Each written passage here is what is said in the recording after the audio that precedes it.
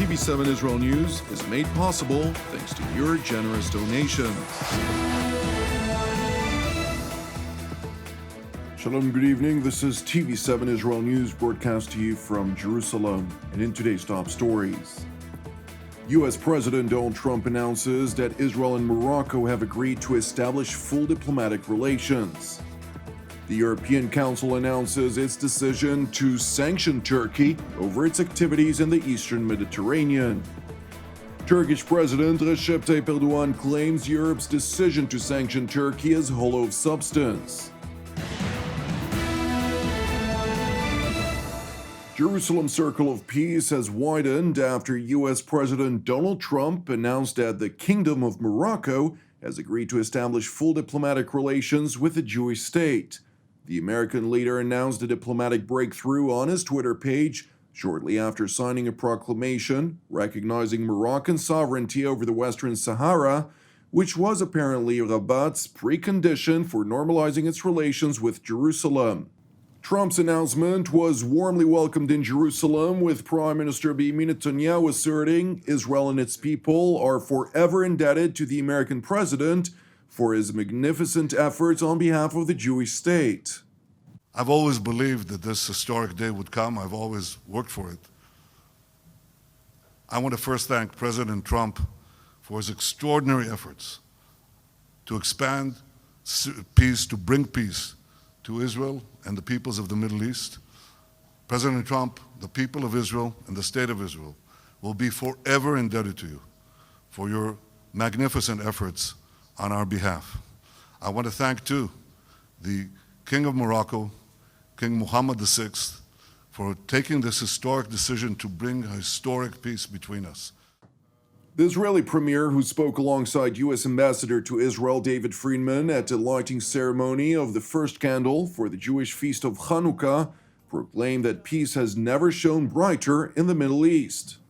I think that this is the foundation on which we can now build this peace. Will resume liaison offices quickly between Israel and Morocco and work as rapidly as possible to establish full diplomatic relations.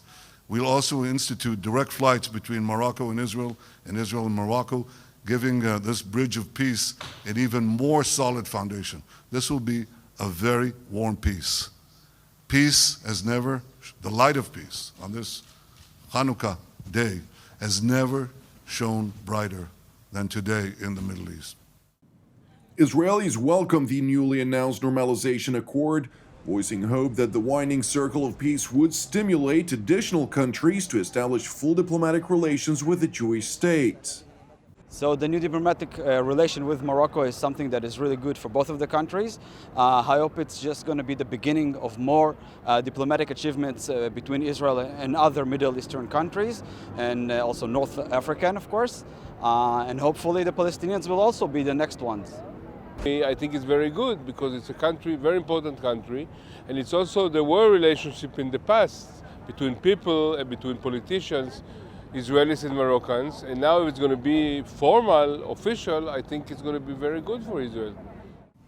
It is interesting to know that additional countries are considering joining the Circle of Peace with Jerusalem. A senior Israeli official who spoke on condition of anonymity revealed that a normalization agreement with yet another Arab country would soon be announced.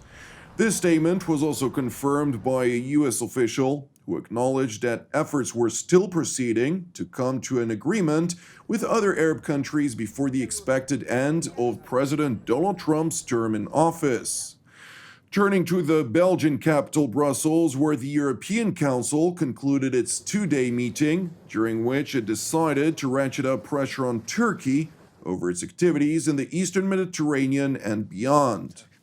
Débat difficile également. Nous savons qu'il y a là une question très importante pour défendre nos intérêts géopolitiques à moyen et à long terme. C'est la nécessité à court terme de prendre des orientations, ce que nous avons fait dans la continuité de ce qui a été décidé au mois d'octobre, puisque nous avions proposé au mois d'octobre deux options, une option positive, fondée sur un agenda positif, une option plus restrictive. Nous avons évalué la situation et vous verrez dans nos conclusions les orientations qui ont été prises sur le sujet.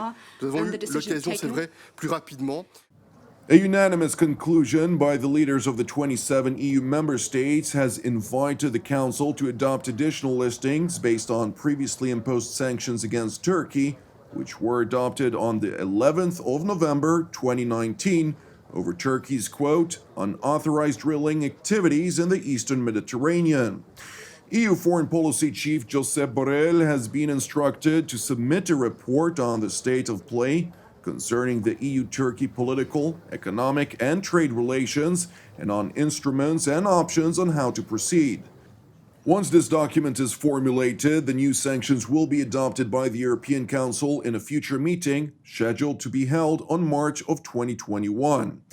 French President Emmanuel Macron welcomed the decision, saying that sanctioning Turkey is a positive sign of a new European approach.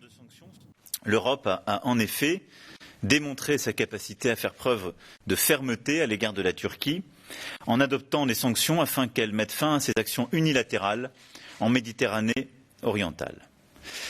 Nous avions donné au mois d'octobre dernier une chance à la Turquie. Nous avions tendu la main, posé des conditions.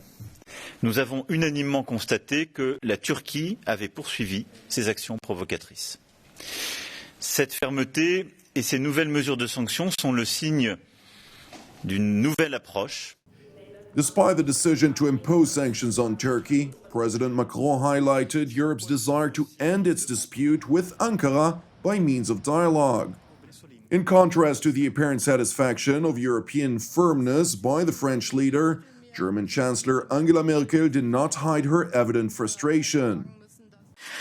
Zur deutschen Präsidentschaft gehört, dass wir uns gewünscht hätten, die Beziehungen zur Türkei konstruktiver zu gestalten. Leider gibt es eine Menge Situationen im Mittelmeer, im südlichen Mittelmeer, im südöstlichen Mittelmeer, wo wir leider sagen müssen, dass wir auch weitere Listungen vornehmen mussten wegen der aus unserer Sicht illegalen Bohrungen.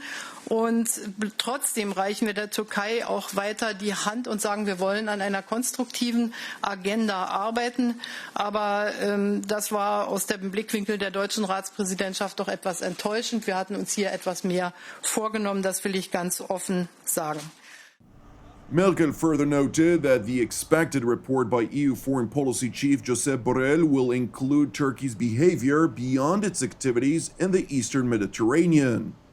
Wir haben den Hohen Beauftragten beauftragt, für den nächsten Rat einen Bericht zu machen über die jetzige Befassung hinausgehende Aspekte unserer Kooperation mit der Türkei, auch im Blick auf die gesamte Region. Ich nenne dazu das Thema Libyen, ich nenne das Thema auch Nagorno-Karabach. Meanwhile, in Istanbul, Turkish President Recep Tayyip Erdogan sought to downplay Europe's decision to sanction Turkey in its next European Council meeting, claiming that the EU's decision is hollow substance. Avrupa Birliği üyesi ülkeler içerisinde aklı selim sahibi ülkeler burada olumlu tavırlar ortaya koyarak bu oyunu boşa çıkardılar. Ve şimdi Mart 2021'de yapılacak olan zirvede yeni bir hazırlığın yapılması gibi, orada bu işin müzakere edilmesi gibi bir beklenti var. Ben şunu çok açık net söylemek durumundayım. Oradan da herhangi bir şey çıkması mümkün değil. Çünkü Türkiye için haklı olan bir süreç var. President Erdogan later asserted in a cabinet meeting that was held earlier today that he hoped for the US and Europe to end anti-Turkish power groups from influencing their foreign policies. Amerika ve Avrupa'daki yönetimlerin Türkiye düşmanı lobilerin etkisinden kurtularak bir an önce objektif ve sürdürülebilir politikalara yönelmelerini diliyoruz. Thank you for watching us. As part of TV7 Israel's prayer initiative, I would like to encourage you today to join myself and the team here in Jerusalem to lift up Norway in prayer for its salvation and peace, alongside prayers for our persecuted brethren around the world, in addition to our ongoing prayers, of course, for the peace of Jerusalem and the salvation of Israel. I'm Jonathan Hessen, wishing you a Shabbat Shalom and Chanukah Sameach, and we will see you again on Monday at the same time.